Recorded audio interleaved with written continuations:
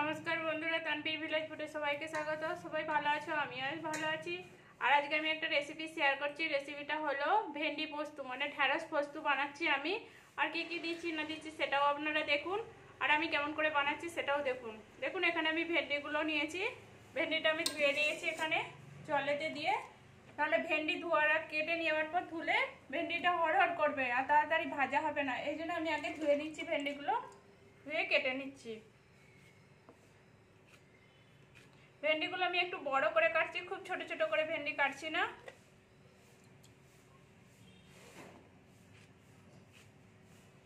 আর প্রথম থেকে পুরো শেষ অবধি পুরো ভিডিওটা দেখবেন।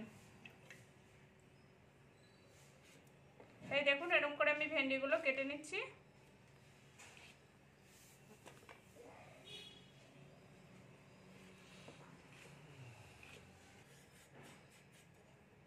দেখুন আমার এখানে ভেন্ডিটা কাটা হয়ে গেছে, আমি আলুটা কেটে নিচ্ছি।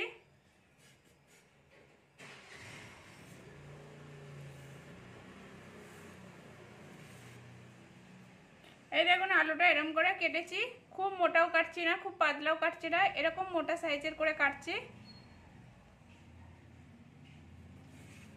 এই দেখুন এইটাকে আমি দু ফালি করে নেব। দেখুন এরকম করে আমি ভেন্ডির আলুগুলোকে কেটে নিচ্ছি।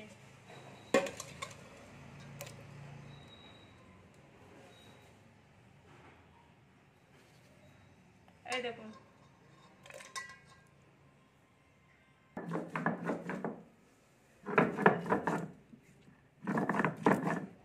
এখানে আমি আদাটা বেটে নিচ্ছি।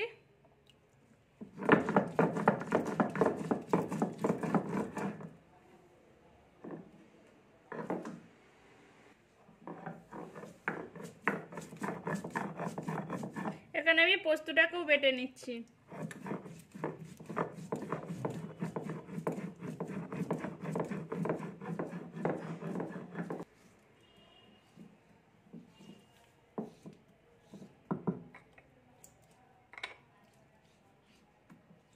তেল দিয়ে দিয়েছি, তেলটা গরম হয়ে গেছে। এর মধ্যে আমি ভেন্ডি কেটে রেখেছিলাম, ভেন্ডিগুলো আমি দিয়ে দিচ্ছি।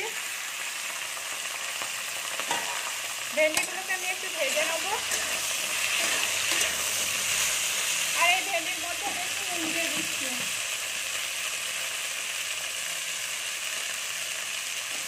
নুনটা দিয়ে একটু ঢাকা দিয়ে দিলে তাড়াতাড়ি ভেন্ডিটা ভাজা হয়ে যাবে।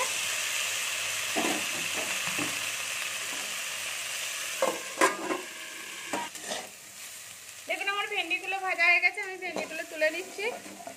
আমি ভেন্ডিগুলোকে কিন্তু পুরো ভালো করে ভাজি না, আধ ভাজা করেছি। কেন পুরো করে ভাজলে ভালো করে ভেন্ডিটা পুরো ঘাঁটা হয়ে যাবে।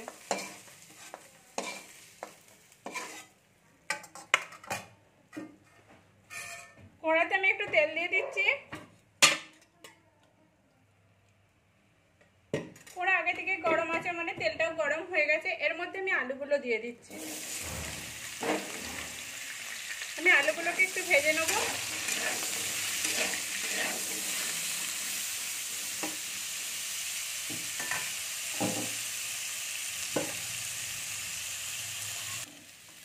আমি আলুটা খানিকটা নেড়ে নেবার পরে একটু নুন আর একটু আমি হলদি দিচ্ছি, দিয়ে এটাকে আরেকটু ভালো করে ভেজে নেব। এই দেখুন আলুগুলো আমার এখনো হয় না, খারাপ হয়ে গেছে। আমি এবার আলুটাকে আমি নামিয়ে নিচ্ছি।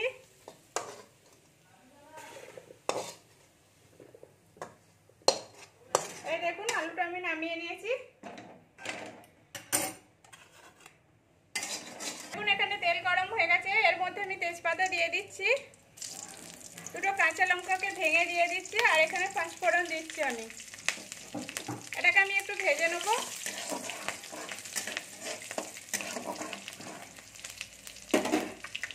এটা আমার ভাজা হয়ে গেছে। এর মধ্যে আমি পেঁয়াজ কুচি দিয়ে দিচ্ছি।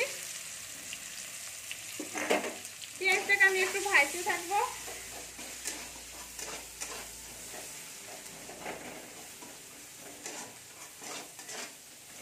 এটা একটু ভালো একটু লাল লাল করে ভেজে নেবো আমি। এই দেখুন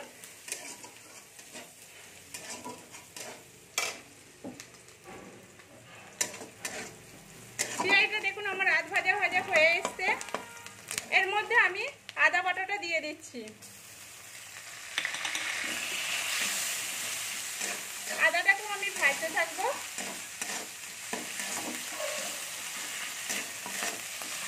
কেন আদাটা ভালো করে না ভাজা হলে আদাটার একটা গন্ধ আসবে, সেটাতে ভালো লাগবে না। আদাটাকে একটু ভেজে নিতে হবে, আর খুব ভাজা হয়ে গেলেও তিতো লাগবে। দেখুন আমার আদাটা ভাজা হয়ে এসছে। এর মধ্যে আমি পোস্ত যে বেটে রেখেছিলাম পোস্ত বাটাটা দিয়ে দিচ্ছি। দিয়ে আমি ভালো করে ঘেটে নিচ্ছি এর সাথে।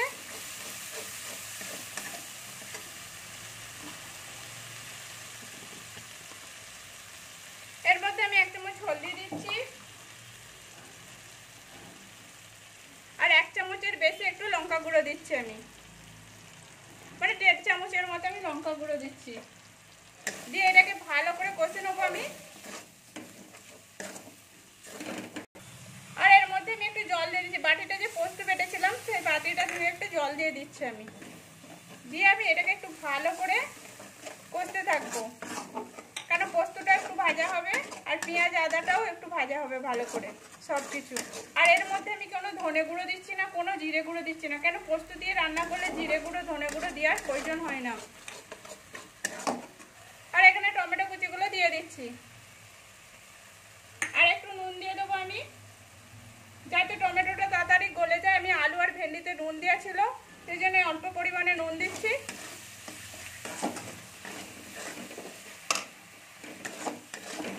দিয়ে আমি এটা ভালো করে কষতে থাকবো। দেখুন আমার মশলা থেকে তেল ছাড়ছে। আমি এই দেখুন মশলাটা কেমন হয়েছে, এই দেখুন টমেটোগুলো কিন্তু আমার খুব একটা গলেনি, এরকম রাখবো আমি, কেন এবার সবজিটা অটোমেটিক গলে যাবে এটার মধ্যে তাড়াতাড়ি। এর মধ্যে আমি আলুগুলো দিয়ে দিচ্ছি সব।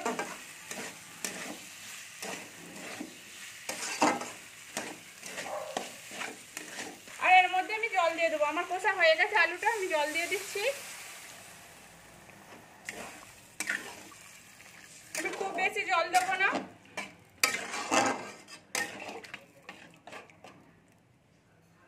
এবার এটা আমি ফুটতে দেবো, আর ঢাকা দিয়ে দিচ্ছি। এর মধ্যে ঢাকা দিয়ে আলুটাও সিদ্ধ হতে টাইম লাগে।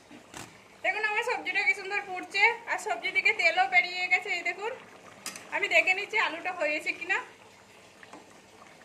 দেখুন আলুটা হয়ে গেছে। এর মধ্যে আমি ভেন্ডিগুলো দিয়ে দিচ্ছি, ভেন্ডিগুলো যে ভেজে রেখেছিলাম ভেন্ডিগুলো আমি দিয়ে দিচ্ছি এর মধ্যে। দিয়ে আমি একটু ঢাকা দিয়ে দেবো। এই দেখুন আমি এর মধ্যে ঢাকা দিয়ে দিচ্ছি একটু। দেখুন আমার সবজিটা কি সুন্দর ফুটছে। আমার এবার সবজিটাও হয়ে গেছে পুরো। আমি এবার নামিয়ে নিচ্ছি এটা। এই দেখুন ভেন্ডি ঢেঁড়স যাই বলবেন তাই হবে, পোস্তটা আমার পুরো কমপ্লিট হয়ে গেছে। এই দেখুন